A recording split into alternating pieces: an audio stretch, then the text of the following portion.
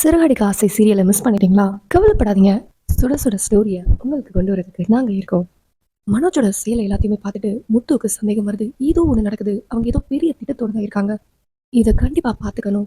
கிரிஷா ஏதோ வெளியில அனுப்புறதுக்காக திட்டம் போடுறாங்கன்னு மீனா கிட்ட முத்து புலம்பிக்கிட்டே இருக்கான். மீனா அவங்க என்ன செய்யறாங்கன்னு பார்த்துக்கிட்டே இருந்தா நம்மளால வாழ முடியாது.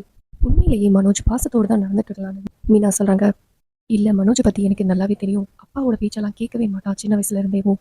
அவன் நிச்சயமா ஏதோ ஒரு திட்டத்தோட தான் இருக்கான்னு சொல்லிட்டு இருக்கான். மறுநாள் காலையில கிரிஷ் மனோஜோட ஷூக்கும் சேர்த்து பாலிஷ் போட்டுட்டு இருக்கான். இதை பார்த்துட்டு மனோஜ் கோவப்படுறான். பெரிய வாக்குவாதமே நடக்குது. எல்லாரும் குடும்பமே அங்க கூட்டிட்டாங்க. அப்பா மறுபடியும் வந்து எல்லாரையும் சமாதானம். இதை கேட்டதுமே மனோஜ் மறுபடியும் நானே கிருஷ்ண கூட்டிட்டு போய் ஸ்கூல்ல விட்டுறேன்னு சொல்றான். இவனோட செயலை பார்த்துட்டு எல்லாருமே ஆச்சரியப்படுறாங்க. என்ன எப்படி மாறிட்டான்?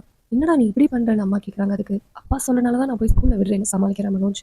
அதே நேரத்துல ரவி கோவாக்காக கிளம்புறதுக்காக பேக் பண்ணி ரெடியாகி வந்துட்டான். அவங்க அம்மா நீ மட்டுமா போற, ஸ்ருதியையும் கூட்டிட்டு போலாமேன்னு கேக்குறாங்க. நேத்து வேற வர்றா, கொஞ்சம் பார்த்து பத்திரமா இருந்துக்கோன்னு அம்மா சொல்றாங்க. உடனே ஸ்ருதி எனக்கு ரவி மேல முழு நம்பிக்கையும் இருக்கு, நீங்க கவலைப்படாதீங்க அத்தனை அவங்கள சமாதானப்படுத்துறாங்க. முத்து கார் டிரைவிங் போயிட்டு இருக்கும்போது ஒரு ஹஸ்பண்ட் அண்ட் ஒய்ஃப் குழந்தைய தத்தெடுக்க போறாங்க. குழந்தைகள் காப்பகத்துல இருந்து ஒரு குழந்தைய தத்தெடுக்கிறாங்க. இதை பார்த்ததுமே முத்துக்கும் ஒரு ஐடியா வருது. அவங்க கிட்டே போய் ஒரு குழந்தைய தத்தெடுக்கணும்னா என்ன ப்ரொசீஜர்ஸ்னு கேட்கிறாரு. அதை சொல்றதுக்கு இன்னொருத்தவங்க இருக்காங்க. அவங்க வந்ததும் உங்ககிட்ட கேட்டு தெரிஞ்சுக்கோங்கன்னு சொல்றாங்க. வீட்டுல நடந்த விஷயத்த வச்சு விஜயா ஏதோ திட்டத்தை போட்டுட்டு இருக்காங்க.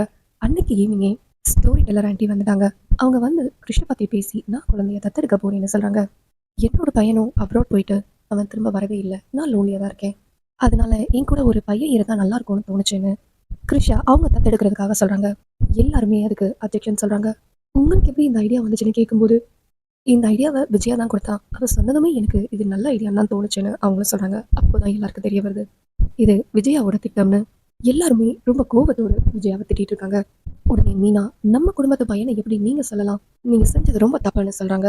உடனே விஜயா எனது நம்ம குடும்பத்து பையனானு ரொம்ப ஆச்சரியத்தோடு கேட்கறாங்க. இந்த உண்மை வெளியே தெரிய போகுதா இல்லையாங்கிறதா அடுத்த எபிசோட்ல பார்க்கலாம். இறைவனுக்கும் பிரபஞ்சத்திற்கும் நன்றி.